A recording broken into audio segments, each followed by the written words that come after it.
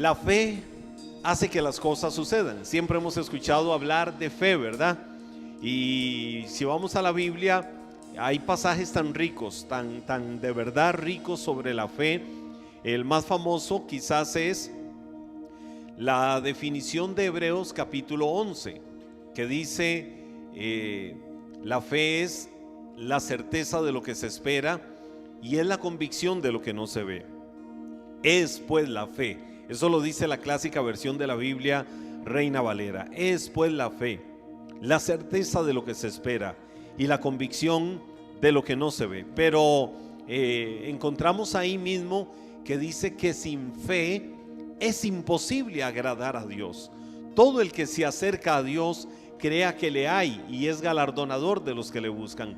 ¿Cómo alcanzamos esto? A través de la fe. ¿Cómo nosotros logramos que la fe provoque que cosas que anhelamos puedan suceder? Quiero hablarte un poco hoy acerca de esto.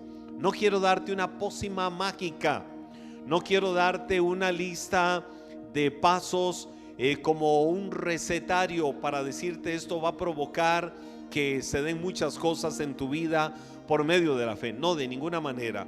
Más bien quiero, fundamentado en esto de que la fe hace que las cosas sucedan, hablarte de 4 acciones que muchas veces están ahí en medio de nuestra vida y que debemos de sacudirnos de ella. Más bien mencionarte 4 cosas que impiden que la fe fluya, que la fe trabaje, que la fe opere en nosotros. Por eso quiero hablarte precisamente de eso. La fe hace que las cosas sucedan, y puedes ponerle como fundamento el pasaje este de que, aunque no lo estamos viendo específicamente, de que la fe es la certeza de lo que se espera y es la convicción de lo que no se ve. O es la fe dar por hecho un hecho que no ha sido hecho para que sea hecho. Esa frase se la escuché una vez a un querido amigo pastor hace muchos años y me encantó, porque es una forma simpática, es una forma hasta chistosa, podemos decir, pero a la vez es una forma filosófica, pero una forma muy lógica y muy sustentada de lo que es la fe. La fe es dar por hecho un hecho que no ha sido hecho para que sea hecho. Entonces, ¿cómo yo hago que la fe provoque cosas? La fe hace que las cosas sucedan, pero bueno, ¿cómo nos movemos nosotros en esto? Primero tenemos que saber que la fe abre la puerta, es un abanico de posibilidades, es una puerta o una ventana, como lo queramos ver, para realidades y a cosas que no se van a manifestar jamás en nuestra vida y no vamos a ver en el mundo natural, sino es a través de la fe. En el mundo natural las cosas están hechas de sustancias y ahorita te digo por qué esta palabra sustancia. Las cosas están hechas de sustancias o de alguna sustancia, por ejemplo el acero, el hierro, el concreto, la misma madera, todo lo que nosotros vemos está hecho. Decimos, mira, esto está hecho de acero, esto está hecho de concreto, esto está hecho de algún plástico, esto está hecho de madera, esto es puro hierro. En fin, podemos ver alguna sustancia que se usó para poder hacer algo en el mundo natural. Bueno, en el mundo espiritual yo quiero decirte que las cosas están hechas de fe.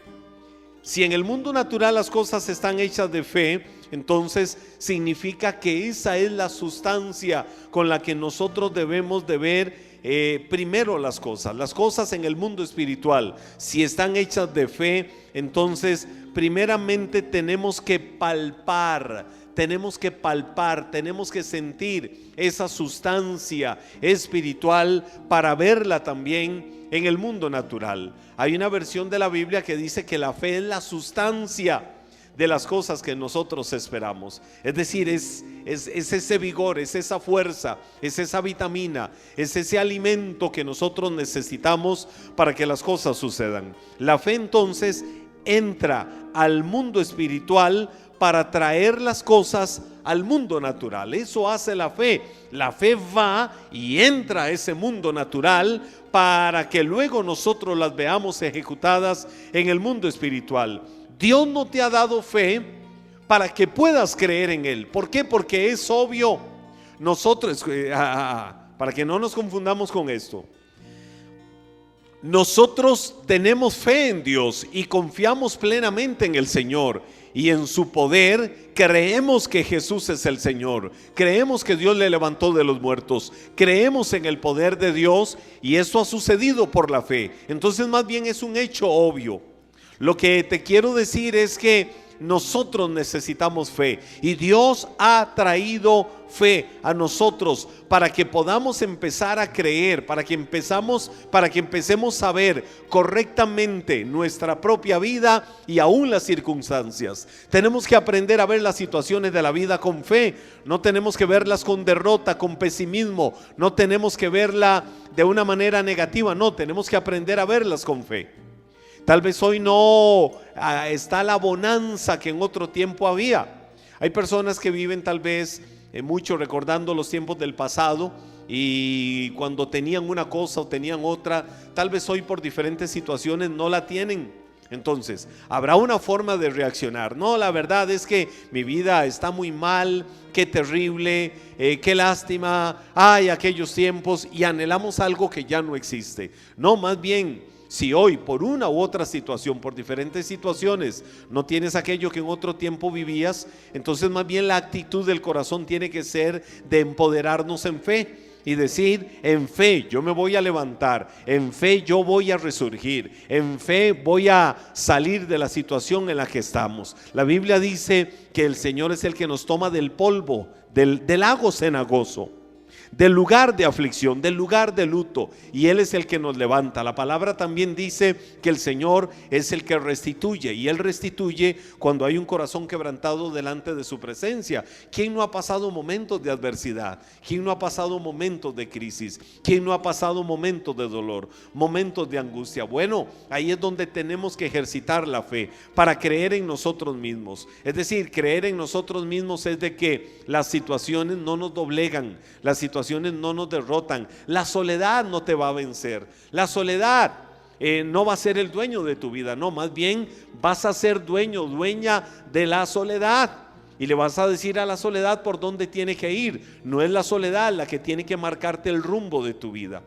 Y es una decisión firme aún de fe en el nombre de Jesús. Estoy pasando momentos de soledad, estoy pasando momentos de crisis financiera, estoy pasando alguna aflicción de salud, estoy pasando una dura prueba por un hijo, una hija, por el esposo, la esposa, por alguna situación. Bueno, sigo firme, confiando en el Señor, de que aunque estamos en medio de esta crisis, en medio de esta situación, esto no me doblega, y voy a creer que de esta voy a salir adelante. Yo te puedo contar de una y mil situaciones en las que Dios a mí me ha sacado adelante. Te puedo contar de una y de mil situaciones en las que yo he visto a Dios operar, a Dios actuar, y nos hemos parado en fe. Pero pararse en fe no significa que en algún momento no hemos sentido que nos debilitamos. Claro, en nuestra humana debilidad.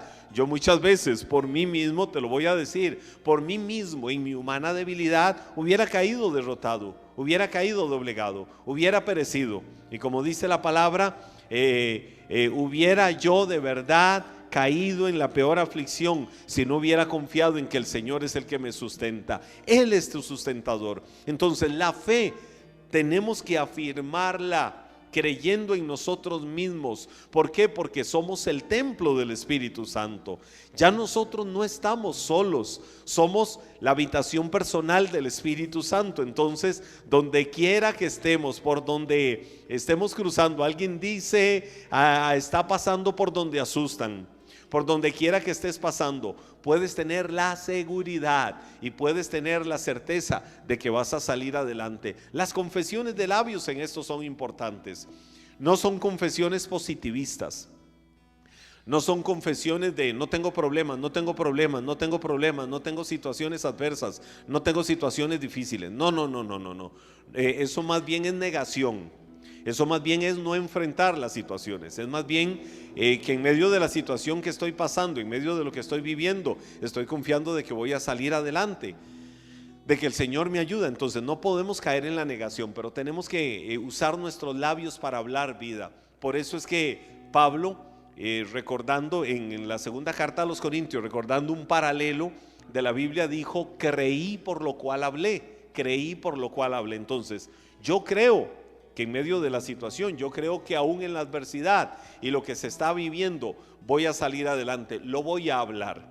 La fe, escucha esto, la fe se gesta en el mundo espiritual para ver sus resultados en el mundo natural. Y vuelvo a la ilustración que te decía al inicio: así como todo se forja, todo se hace con una sustancia, llámese hierro, alguna forma de metal, el acero, el concreto, la madera. En el mundo natural, en el mundo espiritual, las cosas se gestan a través de la fe. Entonces tenemos que ir al mundo natural, fortalecernos, alimentarnos de fe para ver esos resultados en el mundo espiritual. Y hablar vida, tenemos que aprender a hablar vida. ¿Cómo nos cuesta a veces cuando vienen las situaciones maldecir? ¿Cómo nos cuesta a veces cuando viene la adversidad quejarnos y lamentarnos? Ahí es donde más bien ese fuego de la prueba nos tiene que llevar a una actitud decidida de decir: ya yo sé de qué se trata esto, pero voy a hablar lenguaje de fe. Mis emociones no me van a dictar el rumbo, mis emociones no me van a decir por dónde debo de ir. Entonces Dios te dio la fe para que pienses correctamente de ti mismo y de las circunstancias. Es la fe, esa fe nacida en el corazón de Dios, que hace caer murallas, que puede levantar a cualquiera de la peor parálisis espiritual, emocional, del alma y aún física, porque yo sigo creyendo y sigo hablando del Dios de los milagros. Es esa fe que como el ejemplo de Daniel, derrota leones.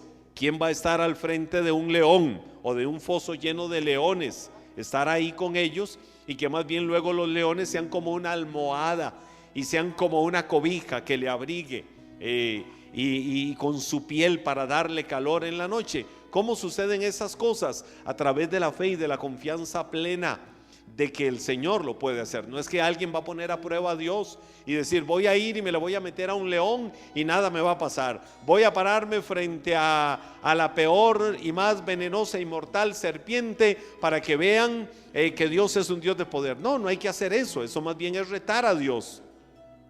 Es que si por alguna circunstancia se te puso un león al frente para querer doblegarte, por alguna circunstancia hay una serpiente mortífera que te quiere derribar, ponle el nombre que quieras a ese león o a esa serpiente.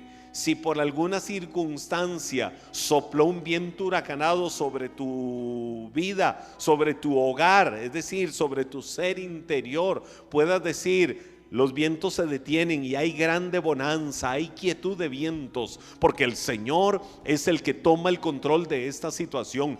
Que si vino de verdad un huracán para querer traer muerte y destrucción, que si vino un ciclón, que si vino un tsunami que quiere levantarse con las peores aguas para ahogarte e inundarte, puedas decirte: cruzaré las aguas más fúricas, cruzaré las aguas más bravas y no me abnegarán, no me ahogarán, porque yo creo en el poder del Señor. No es ir y metérmele, no es ir y atravesármele para decirle a otros: vean el poder de Dios. Eso es necia religiosidad. Eso es fanatismo religioso que hace que muchos caigan en la vergüenza.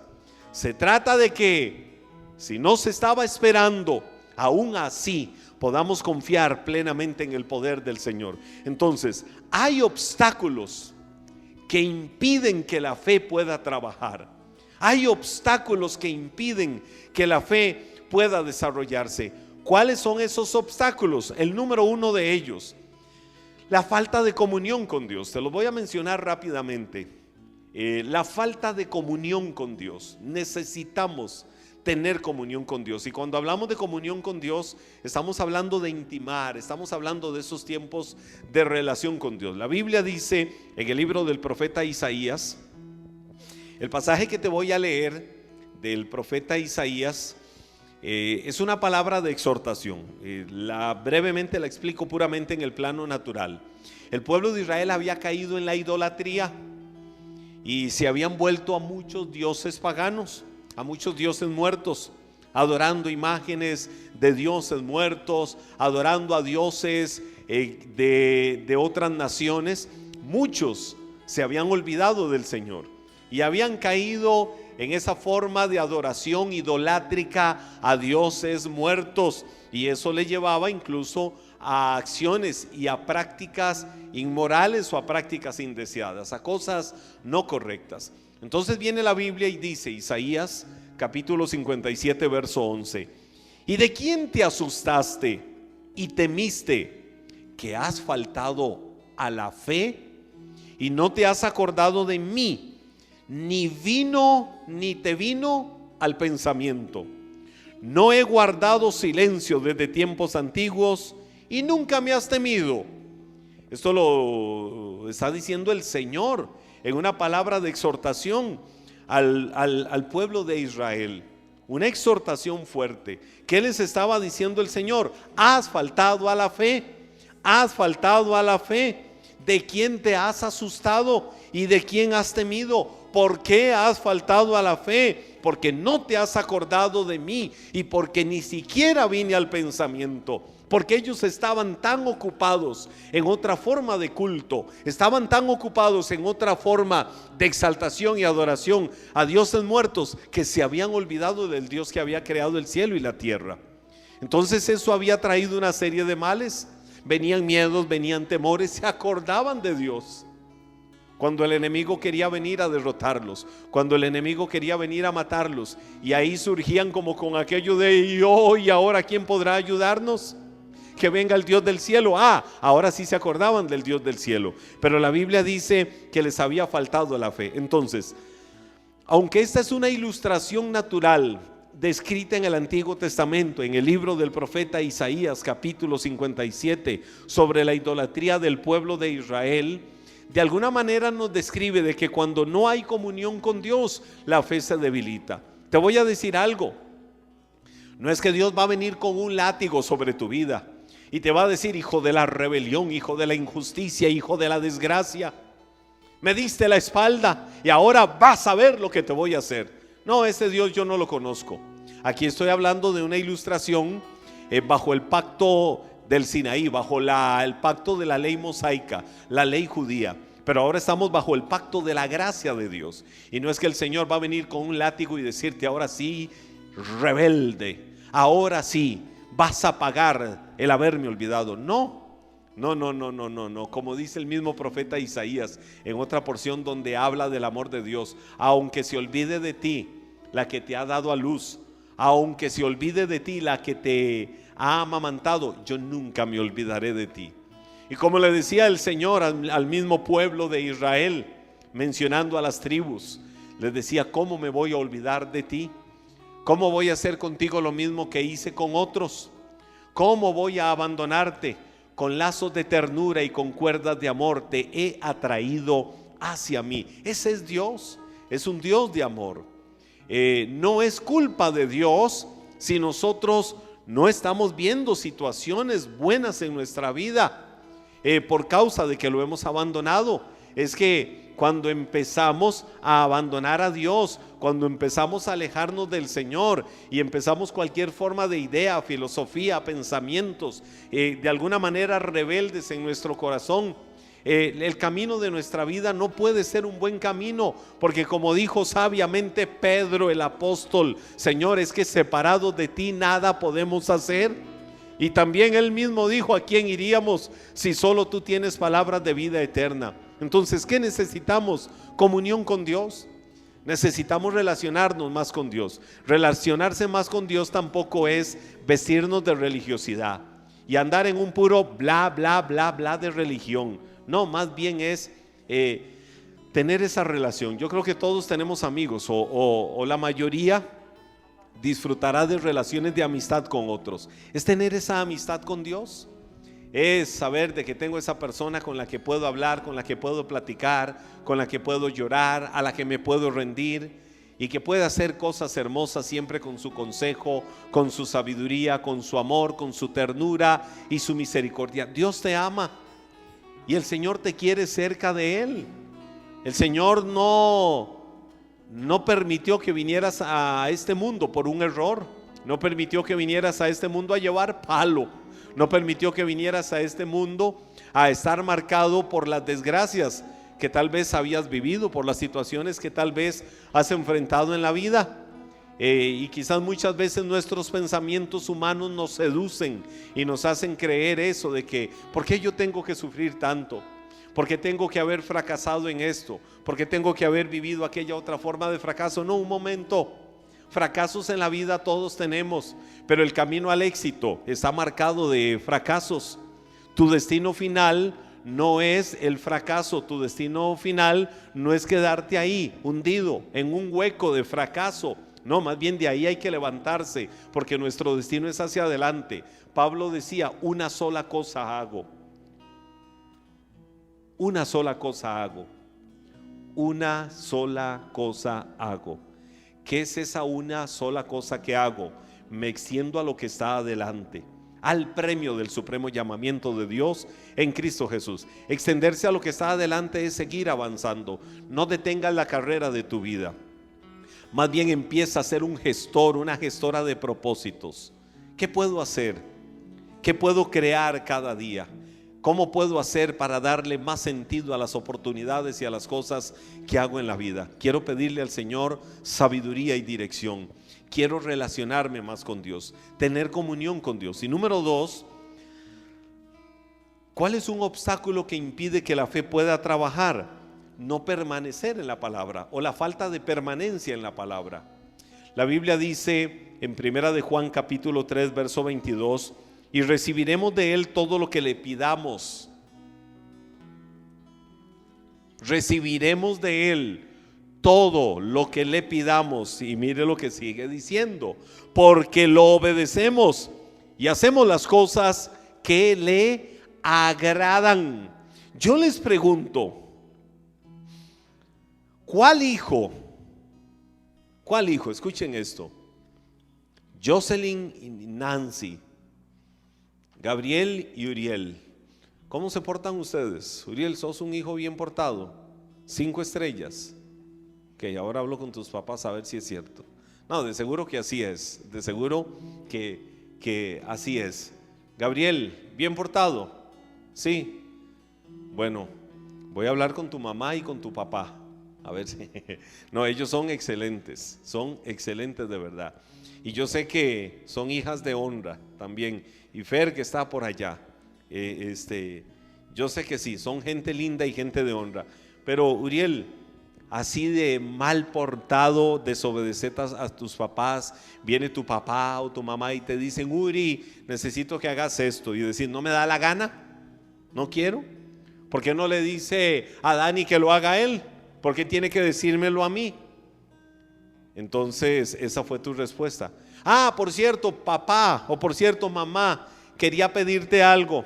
¿Me podés regalar dinero porque quiero ir a hacer esto y esto y esto y esto? ¿Crees que tu papá estará muy motivado, muy deseoso de darte aquello después de la respuesta que le has dado? No. ¿Por qué? Porque hubo un sesgo de rebeldía ahí. Y esa acción de alguna manera denota que hay conductas que deben de ser modificadas en esta persona. Probablemente tu papá por dentro va a decir, claro que yo quiero darle eso. ¿Por qué? Porque él quiere que le ayuden con una parte de dinero para comprarse la guitarra soñada. Estoy solo ilustrando, ¿verdad? Para comprarse la guitarra. Y el papá puede decir, yo quisiera hacerlo, pero es que Uri no está teniendo las actitudes correctas. Uri está muy rebelde, está respondiendo con mucha altanería, con mucha desobediencia. Entonces, aunque yo quiera hacerlo, no lo puedo hacer. ¿Qué necesitamos? Obedecer. ¿Qué necesitamos? Caminar en su palabra. Cuando hablamos de caminar en su palabra, hablamos de que lo que Dios quiere es que guardemos en nuestra vida, en nuestro corazón su palabra. Guardar su palabra hace que las bendiciones de Dios fluyan sobre nuestra vida. Hace que muchas veces ni siquiera hay que pedir la guitarra.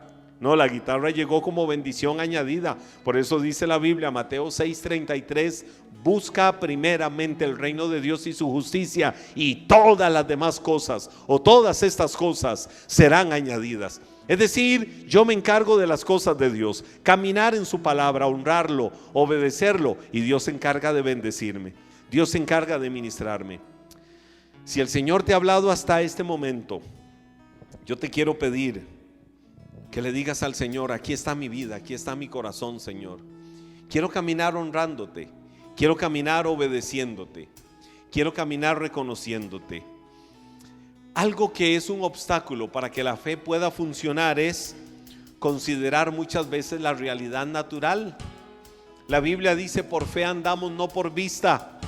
Cuando yo veo lo natural y las circunstancias naturales me condicionan, las circunstancias naturales nunca pueden condicionarnos. ¿Por qué? Porque Dios es capaz siempre de ir más allá.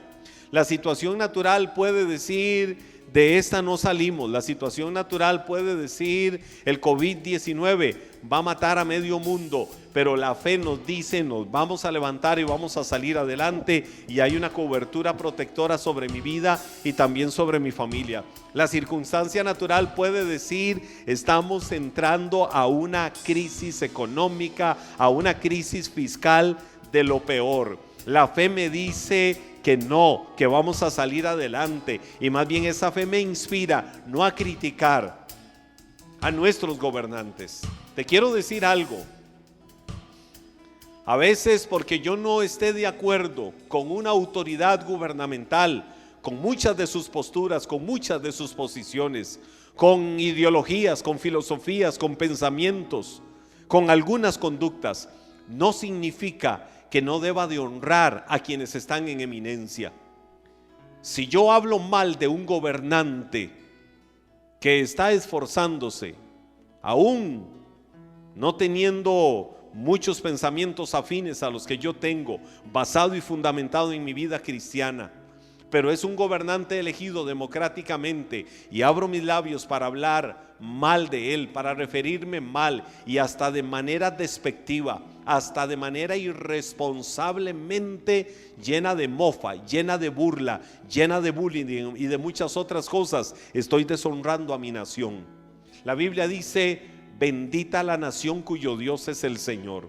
Entonces yo debo de orar para que la bendición de Dios esté sobre mi nación, pero orando por mi nación, tengo que orar por quienes están en eminencia, por quienes están en una posición de autoridad. Entonces mi deber es honrar y orar por mis gobernantes. ¿Para qué? Para que venga bendición. Entonces no voy a ver la situación natural, voy a ver la situación, la fe.